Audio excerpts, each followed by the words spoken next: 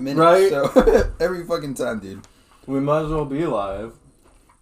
We're live now. Mm-hmm. We're live forever. Mm-hmm.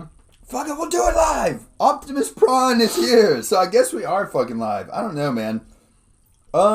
Yes! People, how are y'all doing today? It is Taco Tuesday. And we're here to talk to y'all about some really important things that have happened in our life recently. Mainly, I've got a fucking zit the size of Texas on my face. That's what we're here to talk about today. Speaking of Texas, though. Speaking of Texas. I actually like Texas-style barbecue sauce. It's a little bit hotter, isn't it? Yeah. Yeah. I found that out last night because I made some barbecue. And I used some of that Puckett sauce from Kroger. Yeah. It's like local. Mm-hmm. And they had Memphis style. And it said, was like sweet with no heat or something. Yeah. And I was like, I'm not really into that. And then it had Texas style and it was like regular with a bit of kick. And I was like, that's what I'm looking for. Kick it up. Dude, have you noticed, by the way, like, what is it, Texas Pete's and, like, all these different hot sauce places are doing, like, way hotter food. Oh, my God. Do you want an egg sandwich, Chris? What is on this? I'm super... I put pepperonis on it. You put pepperonis? Nice. Yes! We've got catering now, people. Thank you, wife. Dude. This is how legit our podcast has become. We've gotten catering now. Dude, yes! Oh, my God. All right, guys. It's about to get sloppy in here. But really quick, let me say, what's up, Easton? And what is up, Baby Hooligan? How y'all doing? Because I'm super picky. All right, so there's cheese and fried eggs. Okay, that looks pretty damn good. And pepperonis, dude. I've never had a pepperoni on a fried egg literally sandwich. in my entire life, though. I've never had pepperonis on an egg sandwich. Oh, my God. Let me see, though. Believe. That's not bad. That's not bad. Jody, well done. All right, guys. So, yes, but... That's pretty good. Right?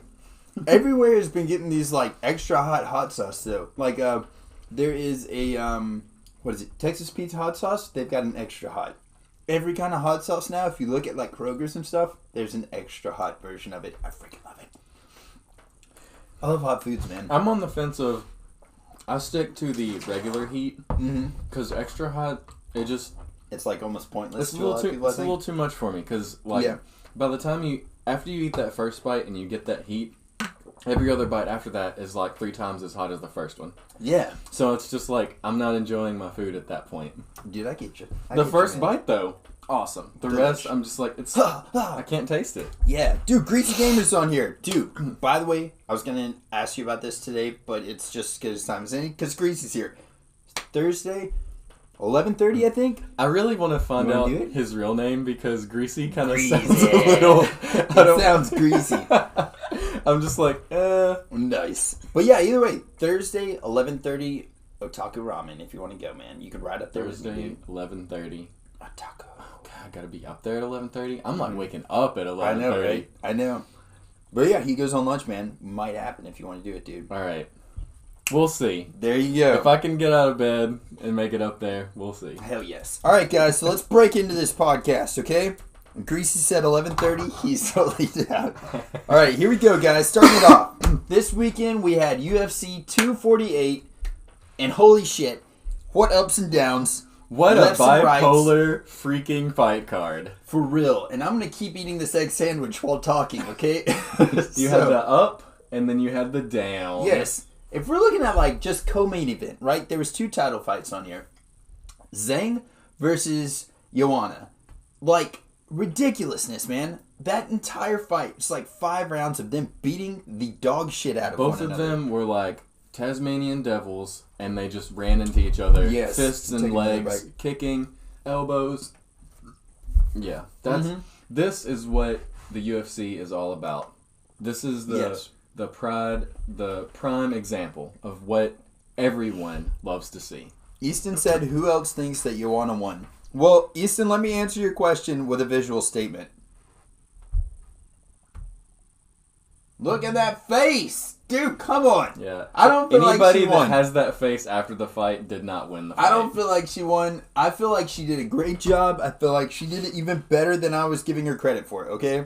I honestly thought that she was gonna get knocked out possibly. Right. Judging from Joanna's most recent performances, I didn't think that she was gonna come in there and look like the Joanna that won the belt. Yes, exactly. She looked good, dude. She did. But she did. I'll give her credit for that. I don't like Joanna. I don't like her dumb mouth. But I'll give her credit for that. You know, she's a great fighter. I'm not taking any credit away from that. But as a person, I think she's a dumbass. Easton, did you see afterwards, like, she posted a video of her, like, grabbing some, she had some donuts and stuff afterwards? This is freaking, like... Dude, it's these are, like, exactly how I like my eggs. She's down there, like, cooking it up, dude. It ain't, you know, pouring. Yeah. But it's got a little bit of liquid. Oh, this is good. My wife, she ain't losing it.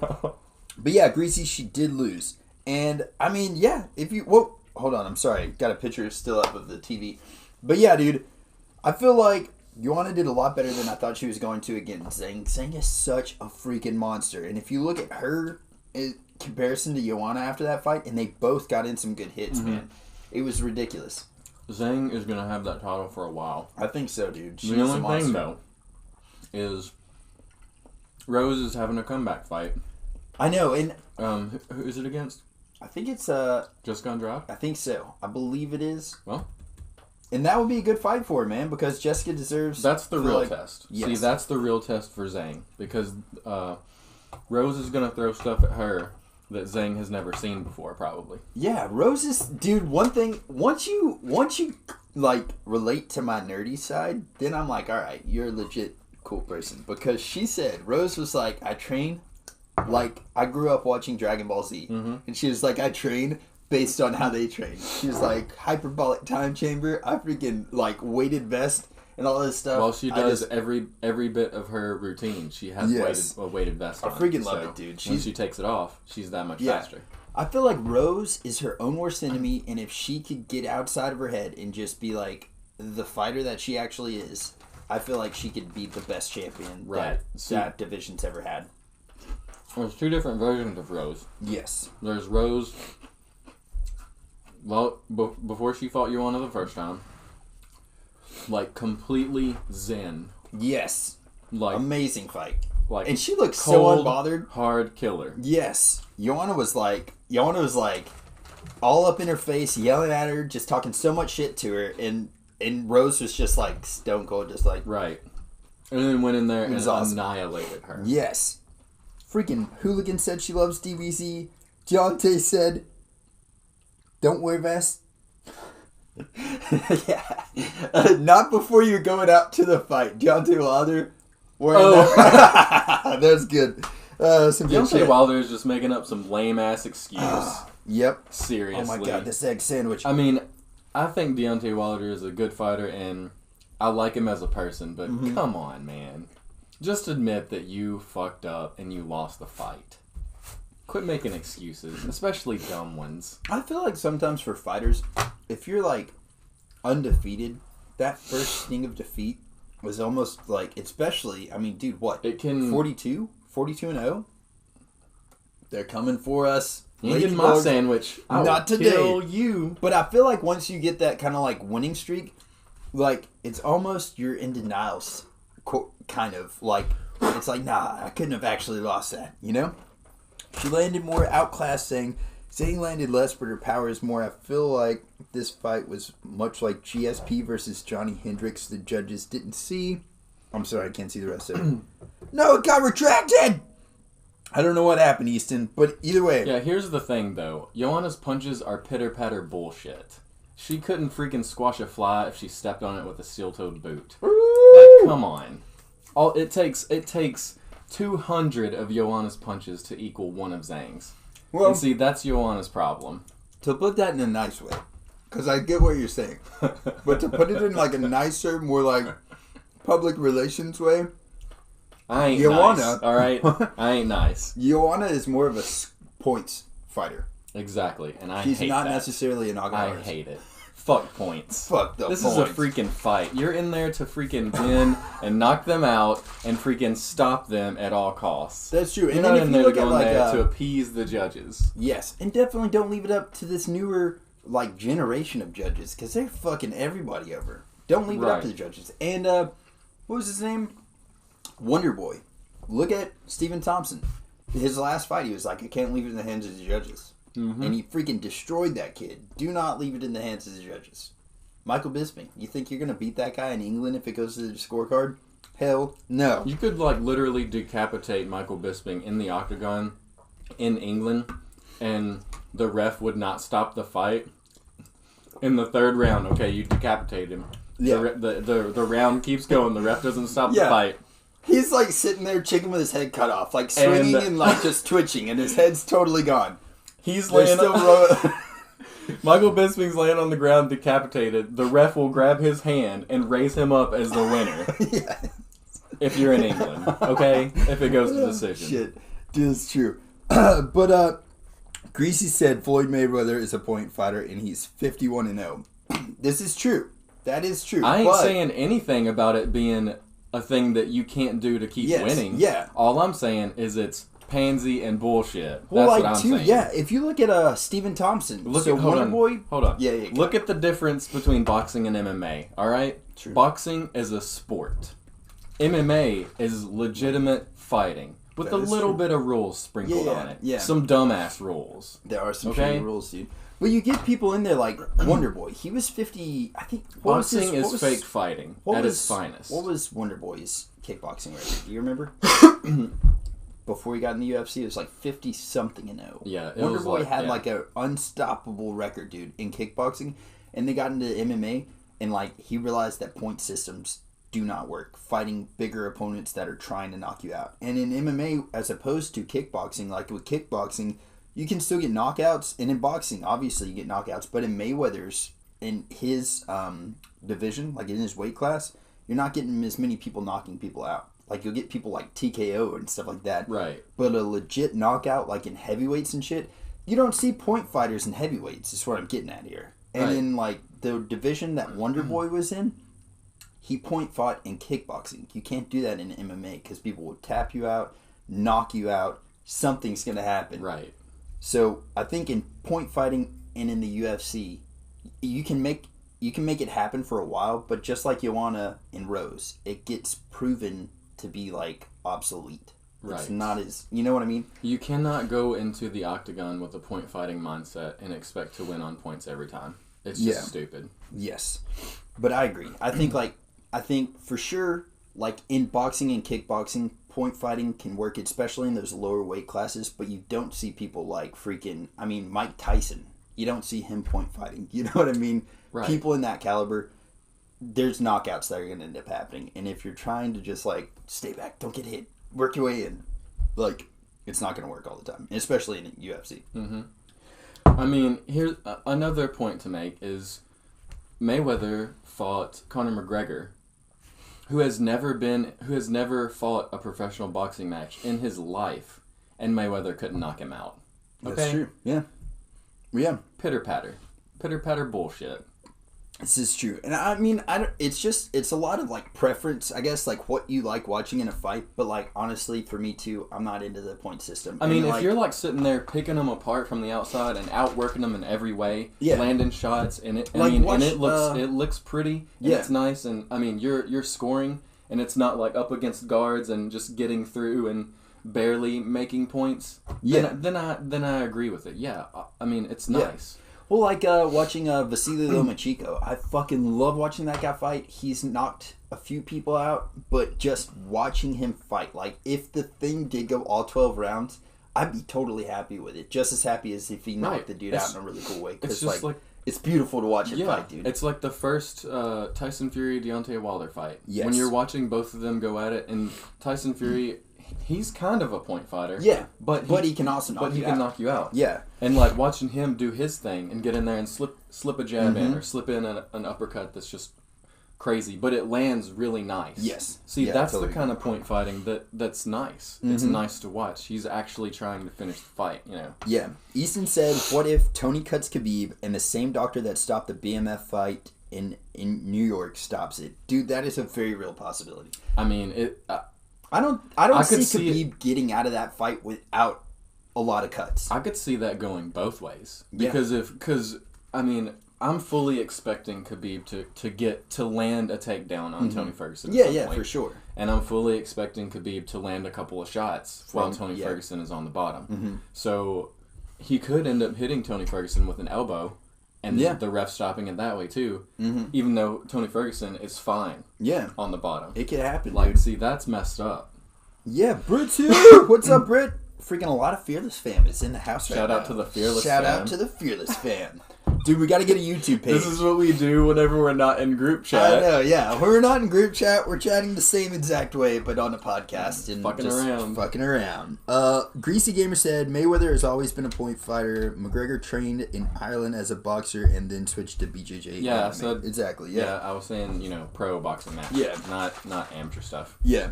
Britt said, I've never watched too many fights. It's never too late to start. I'll just say that. Right. Also, anybody can start watching fights at any point in time in their life.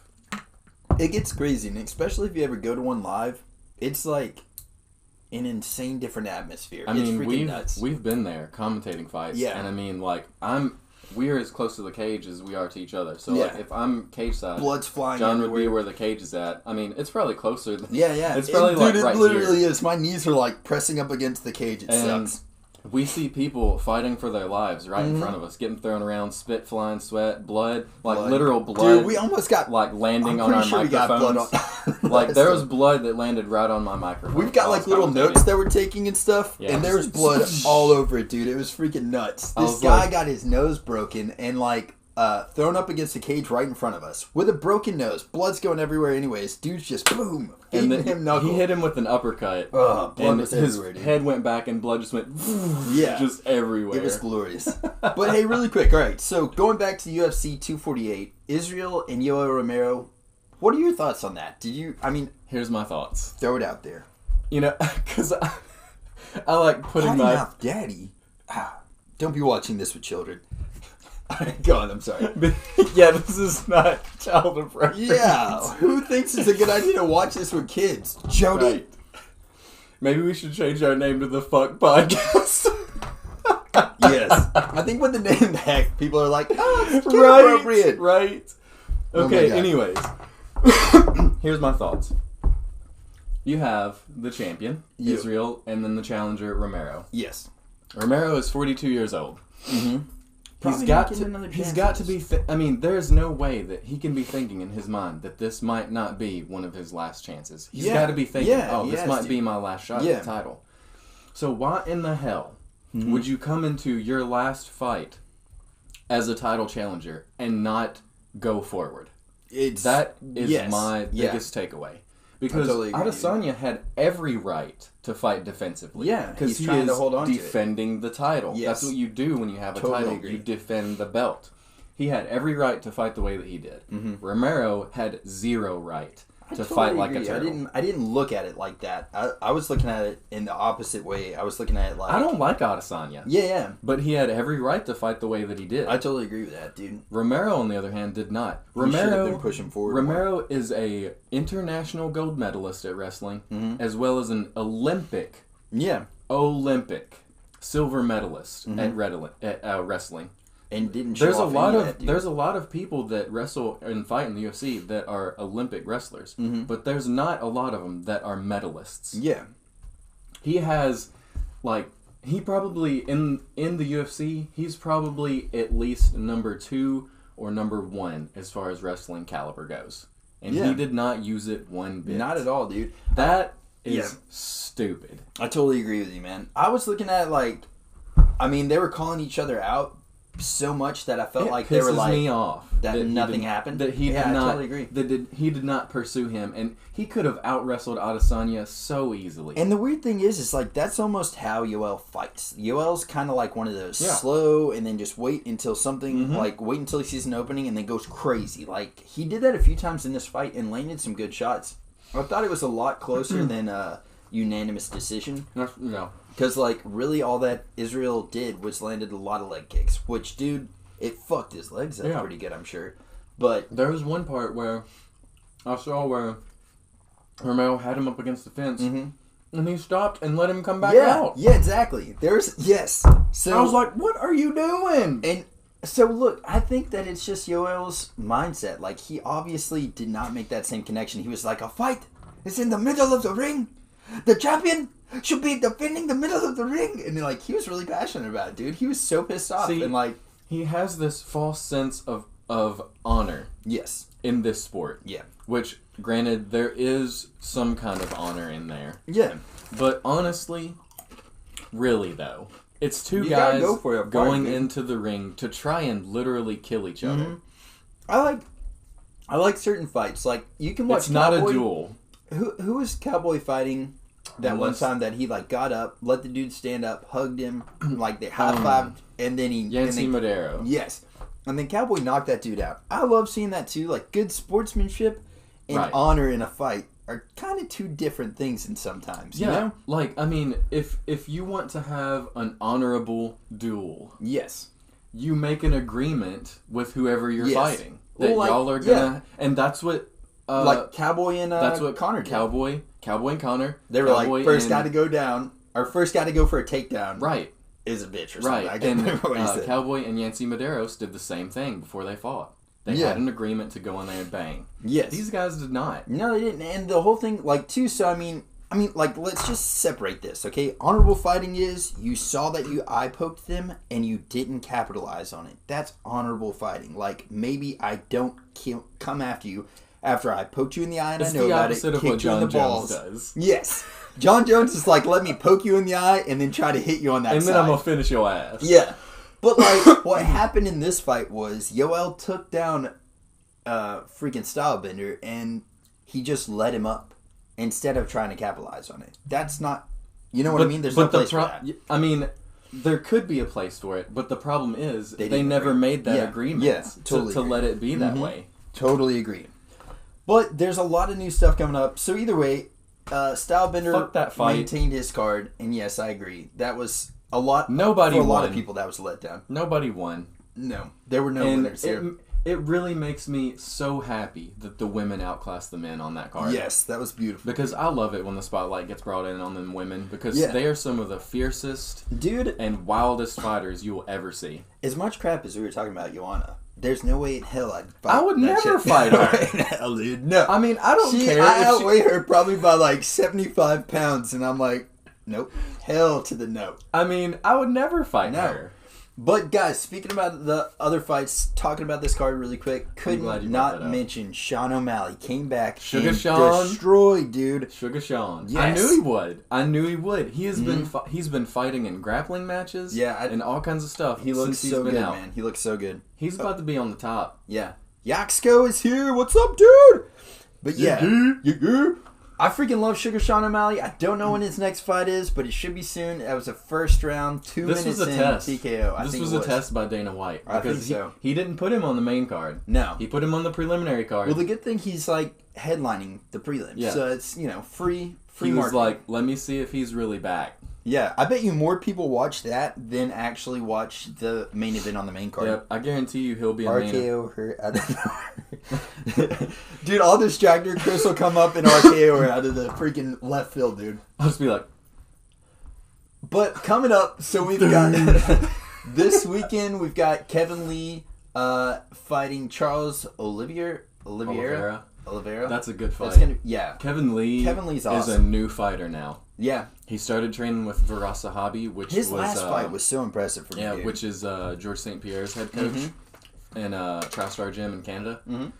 Viras Sahabi had done a number on Kevin Lee. Yeah. His last fight was beautiful. I was really counting him out for that last fight. I was like, he's not going to do good. He smoked his ass. If he beats Charles Oliveira in like a dominant fashion, he's definitely back in the title run. I totally agree, dude. And that's exciting. Kevin Lee is a good fighter, like an amazing fighter. And him breathing kind of like a new breath of life in him. Beautiful, dude. I'm excited about that one.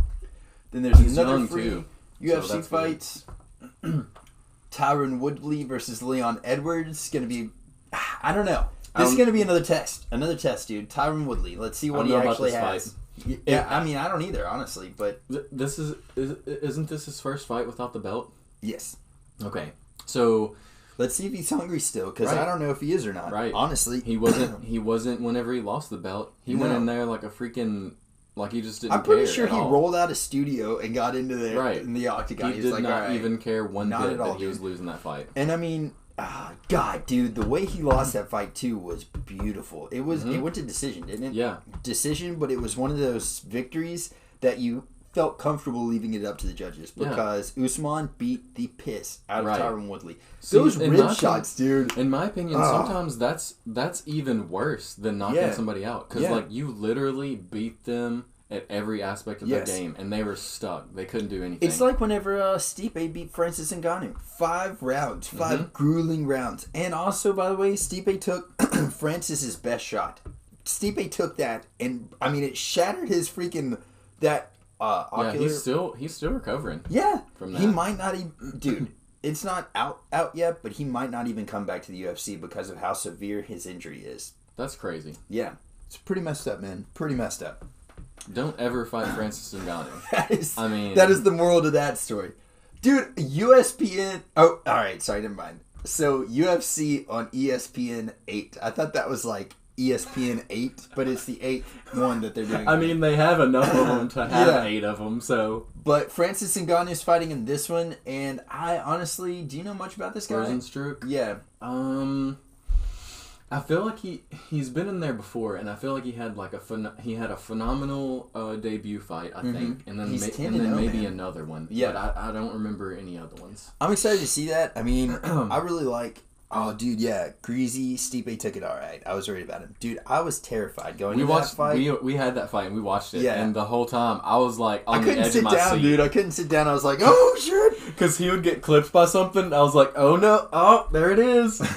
Yeah, ESPN the Ocho. Dude, I was terrified that whole fight. The entire fight. Yeah. And then you could see the look in Francis's eyes whenever Stipe had him on the ground. He was like, what do I do? Yeah, he had no idea. And then after that fight, he looked bad. The fight directly after that, he fought freaking the Black Beast, Derek Lewis. Looked horrible. And Derek Lewis actually had a good argument for why he sucks so bad. He was like, I need surgery on my back. Yeah. I need surgery on my back. I'm going to go get surgery on my back. Literally, my spine is severed right now. Yeah. That's what his excuse was. But Francis, he was just in his own head, man. And that co-main's good, too. Cody Garbrandt and Rafael Sunsao. Yeah, that's going to be a good fight. He's from way back in the WEC days. Dude, women's bantamweight. Aspen Ladd. Juliana Payne. That's going to be a good fight. Aspen's kind of like, I don't know, her one loss was against who? I thought he was retired. Matt Brown? What? And then freaking Greg Hardy's fighting. Dude, this is actually going to be a stack. Khalil Roundtree? Sam Alvey? That's a good fight. Yes, alright. So, wow. UFC on ESPN the Ocho. It's going to be freaking stacked, dude. Francis Ngannou.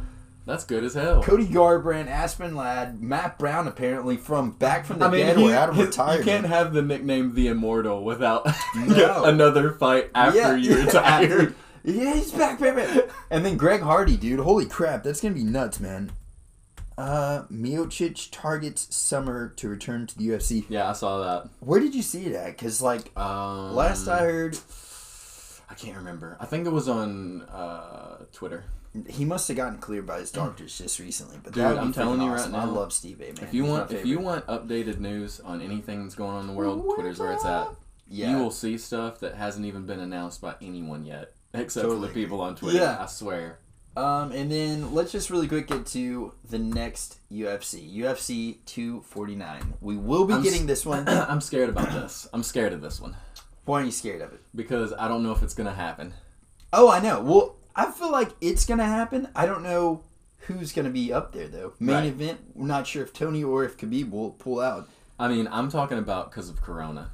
Oh, shit. Where's this at again? It's in New York, isn't it? It's in New York. New York's on lockdown right now. Oh. So. Damn.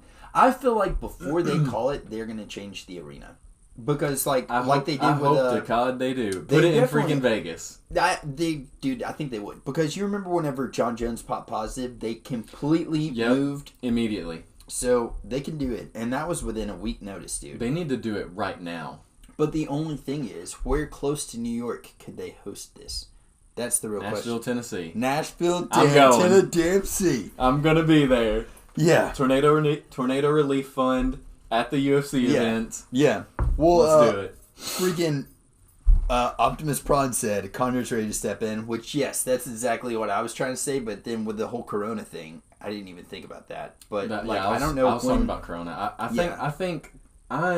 I feel like about this is 99% sure Khabib and Tony are going to be fine. Dude, Tony, you can see it in Tony his eyes. He was pissed. He's walking around probably with like bubble wrap all over his body. Yeah, dude. He ain't letting nothing legs. happen to him before this fight. Yeah, dude. Because he wants this bad. It's going to be good. But then also Jessica Andrade and the Rose Namajunas fight. That is going to be huge, man. This fight right here is going to show everybody who didn't think this was a fluke the first time that it was a fluke. It was such a fluke. I don't know if anybody watched that on here. I'm sure y'all did. But Rose and Jessica, the first fight, Rose was whooping that ass. In for fact, 2 rounds, whipping it. Yeah, and then Jessica gets her in this like. Rose locked up. She locked up like a jump. Like she had a jumping armbar kind of. Yes.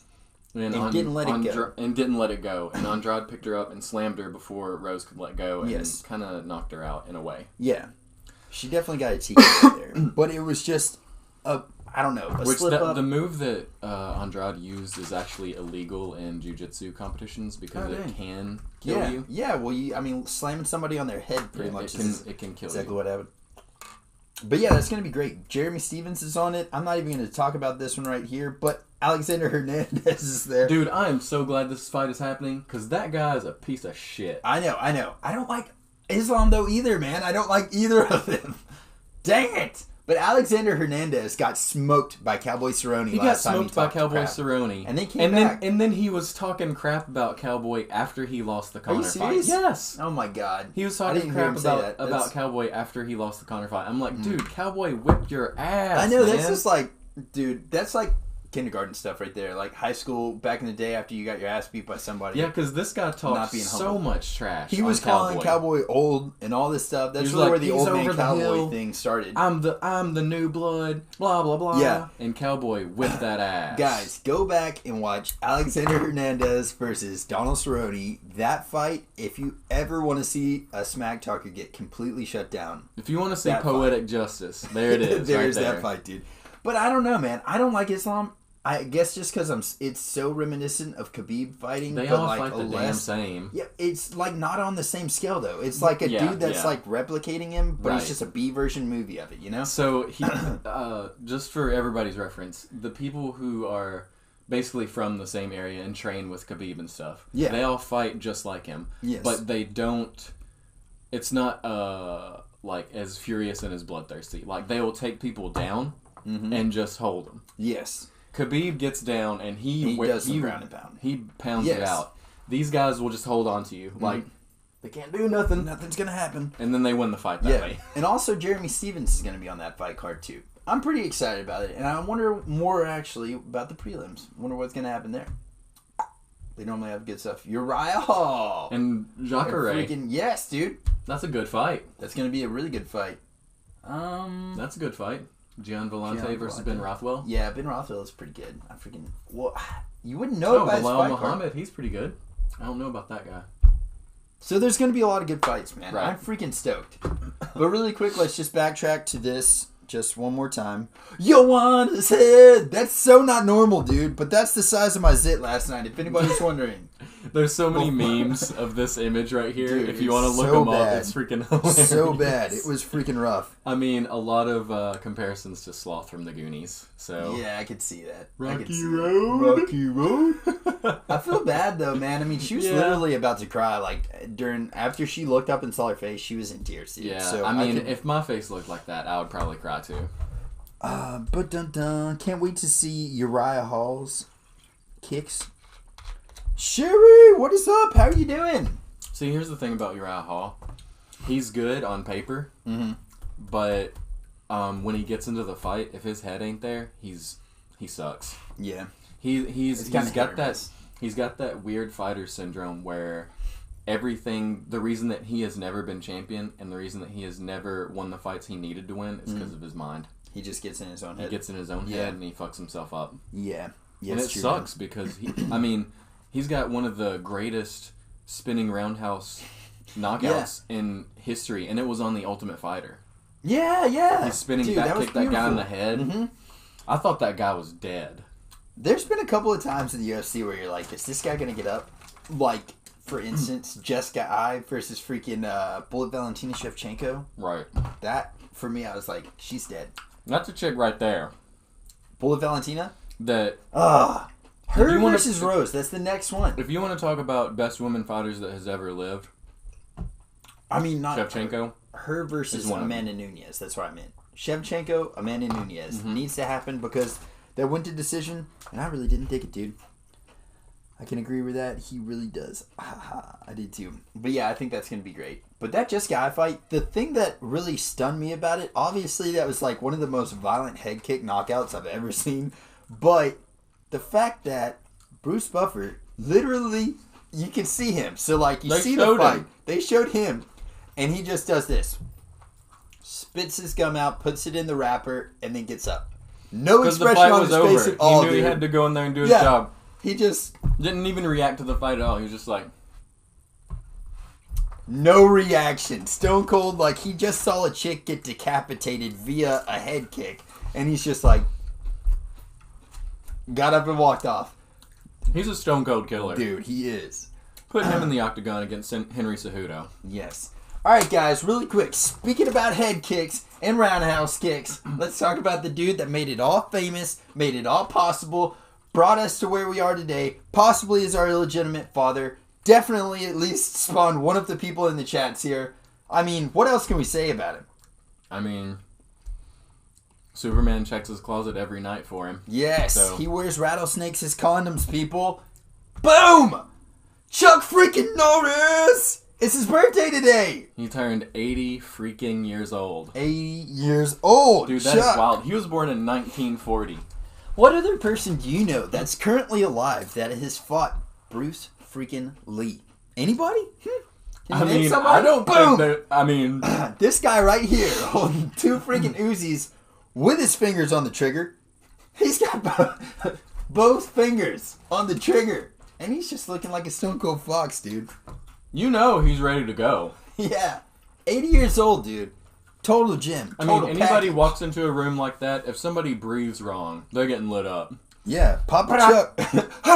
Like you said, if he sneezes, dude. Freaking photo. Like, he had... That's a selfie. That's a selfie. Okay, so look at the denim attire here, and look at how low that shirt is. I mean, it's not, like, I don't even know if it's buttoned at all. I don't think it is. It's like, it's not even got a back either. That's the deepest V you could ever get. For real. Everyone calls my dad Chuck Norris. LOL, Chuck Norris is my dad. Sherry, are you being serious right now? Because it could happen. It could be true. I don't even know. Fan is here. Dude, yes. Wait, Greasy, so Bruce Lee actually broke Chuck Norris's arm? Is that true? I don't know. I don't either. But I'd have to do my research on that. That sounds awesome if that's true, though. I'm a huge Bruce Lee fan. Me too, man. Not just because of his fighting, but because of his philosophies. Yeah, that guy was People don't know, he majored in philosophy in college, and he's got some great quotes. Hence how well he spoke. Right. Dun, dun, dun. Freaking love Chuck. So it's his birthday, dude. Yeah. And, I mean, yes, this was actually a selfie. You might say, what's he taking a selfie with? I can't say it. What else is lower than the photo? Yeah. But I'm pretty positive this man's taking the first ever selfie, holding two Uzis. The only human to ever have a prehensile penis. Yeah. It has its own freaking weather. So Vern's probably telling people what the weather is there. Hello, my dad looks a lot like him, and my dad is badass. So yeah, Sherry, it's very possible that you've got some Chuck Norris DNA floating around in your body right now. I mean... But alright, guys. He's the man. Yeah. I freaking dig it, Do you have a favorite Chuck Norris movie? Well... I mean, honestly, a lot of Chuck Norris movies have terrible acting. Yeah. But some of them are actually pretty good. I don't know about my favorite movie of his. I definitely, I grew up, my granddad every freaking day was watching Walker, Texas Ranger. So my favorite episode was, and the one that, freaked me out. Did he windmill kick somebody back to life? Dude, it's the one where, he gets in his truck, and there's, a rattlesnake in the bottom. One of the bad guys put a rattlesnake in the floorboard, and he gets in his truck, and he gets bit by the rattlesnake, and he's, passing out, coming in and out of consciousness. And through the whole thing, because they had to make it dramatic. Right? Yeah, of course. Immediately starts passing out from the rattlesnake venom. Mm-hmm. Yeah. As soon as it bites him, he's just like... But really, yeah, he was like, how did my condom get out of the dashboard? What about you? What's your favorite Chuck Norris movie, man? Okay, so I have two. Uh-huh. Lone Wolf McQuade. I mean, if y'all haven't seen Lone Wolf McQuade, I don't know what you're doing with your life. Yeah, you're not living right. I mean, this guy, I don't want to spoil it, but he literally gets buried alive in his freaking, like, Jeep and drives it out. He drives it the fuck out. He's like, you know what? This Jeep and me, we're one and the same. It also has I'm done with the woods. It also has David Carradine in it. Really? Which is the guy who played Bill in Kill Bill, and he's the bad guy. Dude, that guy. And he plays such a freaking good bad guy. He's an amazing actor, dude. Anyways, Lone Wolf McQuade's one of them, and Dodgeball. Dodgeball's one of my favorites. He wasn't in that. Was he? He's a judge. Yeah, he's a judge. Okay. He was the other one is The Octagon. Yeah, dude. That movie was the ninjas. Shit. Yes, and he's like brothers with the dude. That movie is so that was good. awesome. Mm-hmm. That was one of them that I was raised on. But my granddad kind of looked a little bit like Chuck Norris, if we're being honest. Pops, or his name was Gene. I'm pretty sure that if I let my facial hair grow out and grew a mullet, I might resemble him a little bit. Can you grow this? I bet I could. You should. You should work on that, man. I know my dad grew hair like that. I mean, he has legitimate hair just like that in one of his pictures. I mean, it's got the fluffy front and then it's kind of long in the back. Dude, all right. Like, here's my thing though. I feel like hair grew differently back then. Like, maybe like genetically we've just grown out of it. Cause like, look at this. Like, that doesn't. I don't feel like if I grew my hair out. Whoa. What happened? Well, you can buy this on Amazon. Anybody, if y'all want to buy this for us on Amazon, we will replace our television with this 8 by 10 inch photograph of Walker, Texas Ranger, the Delta Force, Way of the Dragon, unbuttoned shirt, gun in each hand, KN. Why did they have to put everything he was in there? That is the most descriptive picture ever, dude. I'm pretty sure that's from the Delta Force. That's the only movie it's from. Anybody wants to buy that picture, we're going to put it up in our podcast, okay? The 8 by 10 photograph, Walker, Texas Ranger, the Delta Force, Way of the Gun, Dragon, unbuttoned shirt, gun in each hand. I mean, good God, if we had this on the wall, we could never have lady guests over because all of them would end up pregnant by the end of the podcast. Just looking over at it, man. Oh, God, so true. But all right, guys. So, next. I'm not really sure exactly what this is that you've got pulled up, but I'm excited to find out. So, boom. Oh, this one is not exciting. All right. This one is somber. I'm going to tone it down. This one is somber. I'm going to tone it down. Okay, all so right, here we go. Max von Sydow passed away. What is he known a few days ago. He was 90. Oh my God. Okay, so this guy is a legitimate, like, world-class actor. What all has he been in? I don't know. Okay. 90 years old, man. A lot of the stuff that he's been in has been, like, supporting roles or characters. Like, I mean, look at this. He was Emperor Ming in Flash Gordon. Oh, dude! That's one of his first movies. He plays the Seventh Seal. It's the movie about death coming for him, and he plays a game of chess and tries to keep death from taking his soul. Yeah. He was like just the Majority Report. He was and he was also the priest in the first Exorcist. He was power of Christ. That was him. Yeah. Oh, nice. Okay. Okay, and the movie that I know him from, it's very important to me because this made such a huge impact on my life when I was younger. I don't know why. It was just the way that he portrayed the role. He was King Osric in Conan the Barbarian. Oh, nice. The original one with Arnold Schwarzenegger. And it's just a small role. Yeah. Like, he was just in there for like maybe 5 minutes. But the way, just his presence, it literally felt like he was a king. And you have to honor him. Dude, actors back in the day were like, they were a lot more like, I don't know, dramatic. Yeah. You know what I mean? Yeah. Like, that sucks though, man. Phenomenal 90 actor. Years old. Freaking awesome life, dude. He was also in Judge Dredd. He was like the director or whatever. He played a lot of those roles. Yeah, like the director of stuff. That's really cool though, man. And he just had this voice. The way that he talked was booming and like, well, this is him. You know? And 3 Days of Con. This was him right here. Boop. But 90 years old, man. That's freaking awesome. Yeah. There you go, dude. But, yeah, I just wanted to bring some spotlight to him. If you haven't seen any movies with him, trust me, the movies that he has been in, you will always remember his role. Yeah, and I mean, if you haven't watched the original Conan the Barbarian, you're doing yourself a disservice if you've only seen the new one. I mean, the new one is like... I wish that they wouldn't even. I wish they wouldn't even have made it. Yeah, they should. I don't know. But the original one, it's a good movie. Yes. It's a great movie. I feel like for the newer generation that's not been acclimated with the Conan the Barbarian story, it's an okay version for it. It's just, since we're like, it's almost like we were served filet mignon, and then now they're trying to give you like this, like fucking a BLT with no bacon. Yeah, exactly. Like, come on. If I wanted a salad, I would have ordered a salad. Yeah. But alright, guys, we're gonna go on to something really quick. Rest in peace. Rest in peace, brother. Boom! Former Nintendo boss Reggie Phil's anime? I don't know how to pronounce it, but I always like letting you pronounce it first just to see how you pronounce it. Dude, I stumble through like every pronunciation of any word ever. Sometimes I'll do it first because I know you're going to mess up. Yeah. But a lot of times, Phil's... I'll let you do it. I knew that was what was going on too. I was like, come on, help me out. And then you were just sitting there. I was like, he's just like... I was watching your face and I was like... Yeah, I don't even know how to pronounce his name, so we'll just call him Reggie. Is this the dude right here? Yeah. Boom! Okay, so tell me that don't look like Bowser in the face. I could definitely see Bowser. Yeah. Right? He looks kind of like Bowser in the face. Slightly.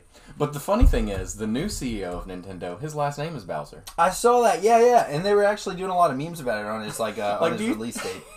Do you think that he actually even worked for the company, or they just went out and found a guy named Bowser and was like, all right, dude. Yeah. We're doing this. We're going live. But yeah, so the cool thing about this is he's stepping down as the North American president, and he is set on relaxing and retiring after more than a decade. That relaxation period has come to an end, however, as he joins GameStop's board of directors. That money came to an end. Yeah, pretty much. So he was like, well, gotta go get some more. Yep, and gotta build back up that trust fund. My children's. I'm down $3 million. I need to go make $4 now. Yeah. So GameStop's board of directors, but really what this is gonna, I feel like, do for GameStop is they have kind of disassociated themselves with the gamers, I feel like, in recent years. At least their higher ups have. I don't know necessarily about their store, but like the people that actually run GameStop are not very current with current gamers. I mean, everything now is going a lot more digital, and they're not keeping up with it. Right. It was a shift in the change of personality of the stores.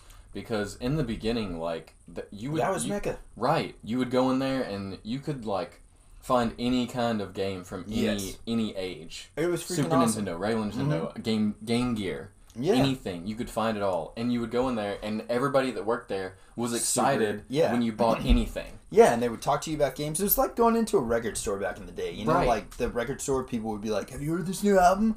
But now in GameStop, it's like... The corporate mindset that they have now has turned all of them into robots. And they're only looking for their next profit. Yes. It has nothing to do with satisfying the customers or making people happy because you sold them an enjoyable game. Yeah. It's, oh, well, I can only give you 15 cents for that. Mm-hmm. Yeah. Dude, no joke. And, I mean, come on, dude. Literally, you got a story? Well, yeah, I was just going to say, I remember trading in a lot of games, and then I got, hardly anything for them, but there was a release that came out, the day or two afterwards, and it was saying how, they're done competing for gamers' business, is the exact quote that came from GameStop. We're done competing for our customers' business. How are you going to run a business and be done trying to compete for my business? I don't want to just throw you my money. I know video games are going to come out, but I can buy it from anywhere. I'm looking for the best deal I'm going to get. Yeah, dude, yeah. And if you ain't providing it, I ain't giving it to you. Yeah, dude. Work out a better thing with your videos. Give me a better price, man. Seriously, when Destiny 2 was released, I went in there with Destiny 1 in my hand. Mm-hmm. And they were doing a 30% extra trade-in value towards Destiny 2. Mm-hmm. I already pre-ordered it, but I had some stuff, or I didn't pay the whole amount. Yeah. So I was going to go in there and see what I could do. Mm-hmm. They literally said, we can only give you a nickel. Plus the 30%? For Destiny 1. And that was with the 30% extra. I was like, so stupid, what dude. the fuck are you talking about? I'm just going to keep So, my like, game. if I gave it to you now, it would be like half a penny. So stupid, dude. So stupid. Come on. And yeah, so, like, stuff like that, dude. The only reason I ever go to GameStop is when I want to pre-order a hard copy of a game. That's it. And because of the small little pre-order bonuses that you might get, like with Sekiro, it came with the little sword. Yeah. Very good at helping to pack in if you're rolling up. The sword? The sword. Ah, never even thought about I was like, nice. I was sitting there and I'm like, God, I need a tool. And I was looking around and I was like, and I was like, this is so nerdy. This is the greatest thing in my life. Dude, but yeah, I mean, I just feel like GameStop really, to get relevant with their gamers, I mean, they've got like great products, obviously. Video games, like different nerdy type stuff that we like. Like, there's a lot of cool stuff at GameStop. I guess it's just the way that they're being ran. It's like kind of if you went to like your favorite place, but the dude that owned it you knew was a dick and really didn't care about you. Right. That's pretty much what's going on. That's at how GameStop. I feel when I get talked to by people that work there usually. Mm-hmm. And Really it's because of their corporate rule system. They like teach them to be that way. And dude, like, it's not necessarily their fault 100%. They have to be that way. I went in there to trade in something, and it was like a newer game, but the back of it, like, I hadn't even looked at the back of it because I'd taken it out of the case, put it in the PlayStation, played it, beat the shit out of it, taken it out, put it in the case, went to return it because I was going to get another game. And dude, they were like, we can't take this.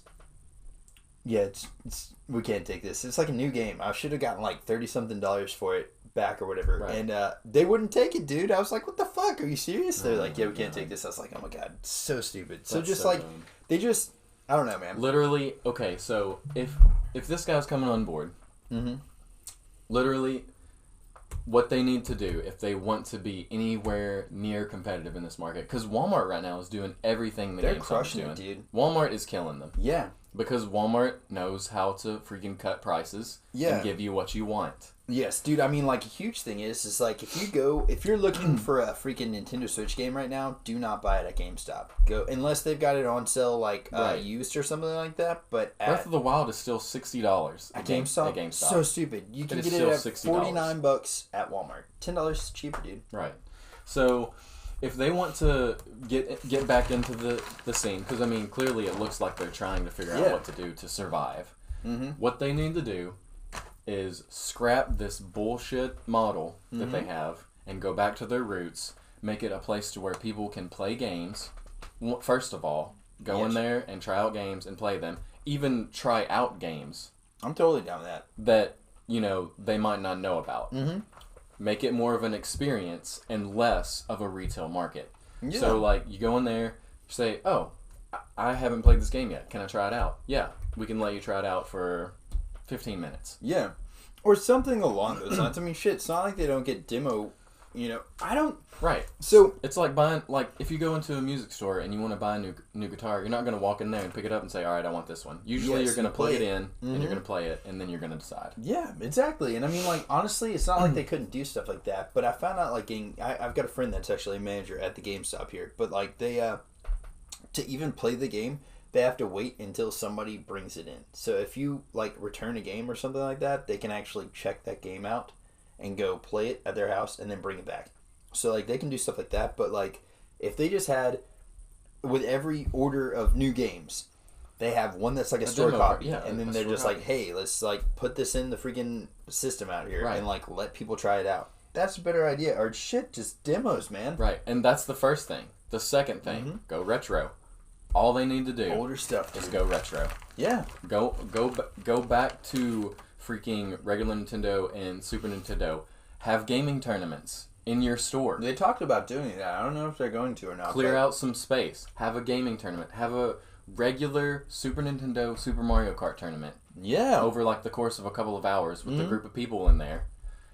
Make it more of a community. Make it to where people need to be a member to be involved in those that'd be cool. Tournaments. Yeah. So like say, oh, you want to come to the tournaments, you have to be a pro member to enter.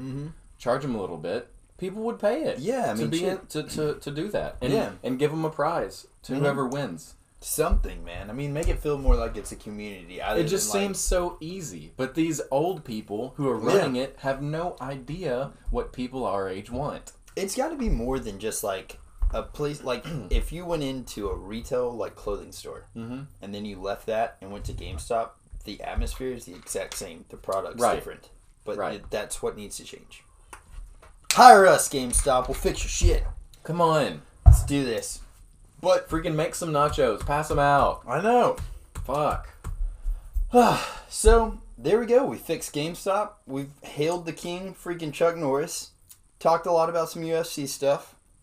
And, yeah, guys. I feel like we've grown. I feel like we've grown together. Next week, on Tuesday, is actually freaking... What day is it? St. Patty's Day.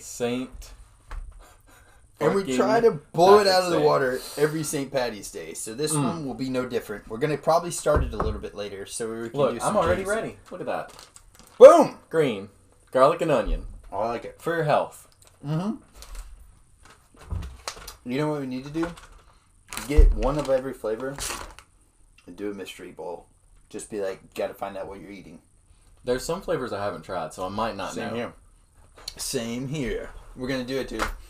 But, so yeah, next week, St. Patty's Day, we're going to do like a drinking stream and do a lot of toasts and hopefully have some guests on here. I don't know. Yeah, we're trying. We're supposed to have one on this week, but scheduling conflicts may have interrupted that. Mm-hmm. So we'll have to see about next week or something. It'll happen, but my good friend, Seth, is probably going to get on at some point. That'd be awesome, man. He was... probably less than a mile away from where the East Nashville tornado hit. Mm-hmm. Like, I went up there and hung out with him. It was probably...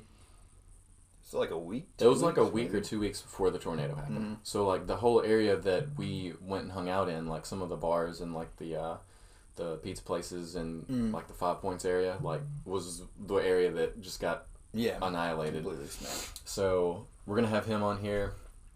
And we're going to try and get some stuff, ironed out about, like, some charities people can donate to and what people can actually do to help. Because there's a lot of wrong things that people are doing right now that think that they're helping, but it's actually making things worse. So we're going to get some of that ironed out and hopefully do some good for the city. I think it will work, man. So hopefully, I mean, we've got a lot of cool stuff. And then we've got some musician guests coming on. We've got, like... Hopefully we're going to be doing some gaming, have some people from Fearless in different places get on here and actually like Skype in with us. I think that's something I'm going to work on this week, hopefully. But yeah, and then also... We'll embarrass your ass. Yeah, we will. Get on here now. But I want to say this really quick too, because I've had a lot of people recently, like in the last week that I've had talked to, that are like going through some shit and going through like depression or anxiety and stuff like that. If you're getting depressed or you freaking having, like, anxiety problems or something, holler at some people. Don't keep that shit in, man. Talk to somebody, because it's going to help. Yeah. I mean, I've gone through my fair share in recent times. A lot of my friends, I know a lot of people. Mm-hmm. I mean, it's becoming one of those things that's more normal than not. Yes. To be going through depression and stuff like that. Maybe undiagnosed mental disorders, which... A lot of that stuff is some things that I probably have. Dude.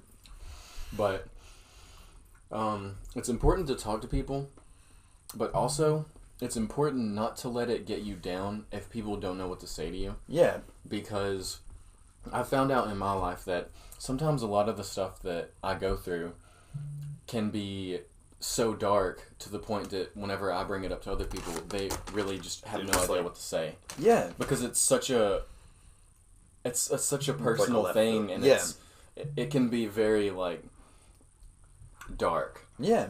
Like, I don't know. It's just, it's hard for people to respond to that sometimes. So, with that being said, if you're having trouble finding people to talk to about stuff, it's really important to seek out someone that is a professional. Yeah. because they know what to say. And they've probably heard way worse than whatever you've got in your head. You know what I mean? Like they do this for a living. Mm-hmm. They're probably passionate about what they do. Yeah. Because I don't see anyone going to school for that if they don't really want to help you. Yeah. Yeah. So yeah, if you're going through stuff and you are finding it really hard to talk to people because they just don't know how to respond, or they just say, "Oh, I'm so sorry," or blah, blah, blah, blah, and it doesn't help you, find somebody that's a professional because they will help you. Yeah. And I mean, like, not so much on, like, the depression side, but, like, anxiety and, like, stuff like that. I mean, I don't know. Like, I struggle with depression some, and it runs in my family. But, like, as far as anxiety, I'm freaking riddled with that shit. And I have been a long time. But, like, recently, in the more recent years, I've, like, found different ways to deal with it. And, like, so seriously, if you guys got some anxiety problems, message me. Because I've got so many years of experience on that shit, dude.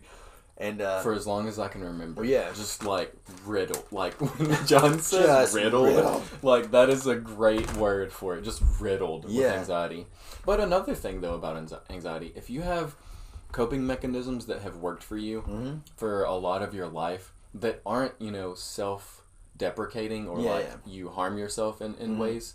If you have coping mechanisms that work for you, don't let anybody make you feel bad for coping with your shit. Yeah. Like, if you need to freaking go to sleep so that you can avoid what you're feeling and it makes you feel better when you wake up, do that shit. Yeah. Like, don't let anybody make you feel bad for coping with what you have to cope with. Because they have no idea what it's like to be in your shoes or be in your mind. Yes, I totally agree with that, man. So do your shit. Take care of yourself. Seriously. Yeah. It's tough. I've been having a tough time recently. Hell yeah, man. Likewise, dude. And I know a lot of other people have too. I've personally talked to a handful of people this last 2 weeks that are like, dude, I am in some shit right now. And I'm like, what's up? Like, it helps because, I mean, shit. Like, I know sometimes I just feel like I've got the freaking weight of the world on my chest and I'm like, and then, like, once you finally just get it out and you're like, this is what's fucking with me. Like, either you realize how, like, not big of a deal it is, or you realize that there's other people out there that are going through the same thing. And so, like, you just knowing somebody can relate to it helps, and like or just even getting it off your chest just helps, man. Like sometimes you just gotta let off some steam and just be like, fuck this. Sometimes it really helps, like, just to write it down. Yeah. Like, just the exact descriptions of what you're going through. If you just write it down. Yeah. Sometimes it helps. I mean, if you gotta take a little drink from the bottle, like if you gotta take a little smoke, if it helps you, do that shit. Dude, alright, look. So, like, maybe, like, 2 months ago. This happens every once in a while for me, okay? Because, like I said, I deal with, like, anxiety and stress a ton. And then that kind of creates, like, a ball of, like, depression almost. It's a daily thing for me. I know it's probably a daily thing for you that we go through anxiety. Dude, just some days end up being, it's to the point where you're like, I gotta fuck. Yeah, do something, right? Yeah. So, like, I was going through it really bad. Like, financially, I was really getting stressed out. Just, like, stressed about work.